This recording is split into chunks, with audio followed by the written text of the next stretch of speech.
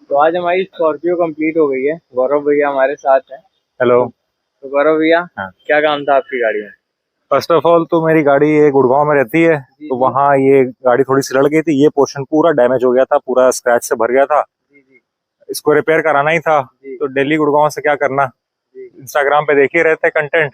मैंने कहा चलो भाई को मौका देते हैं, नवाब मोटर्स। जी तो फिर मैं सीधा गाड़ी ले आया, सुबह लेके आया, दोपहर तक रेडी हो गई। जी पूरा डेंट पेंट सब कुछ ओईएम फिनिश आई है। जी। कोई बता नहीं सकता कि इसमें कुछ डिफरेंस है या ये पेंटेड पार्ट है ये। तो भाई आप सेटिस्फाइड हो हमारे काम 110%। से? ओके, थैंक यू भाई। ओके भाई।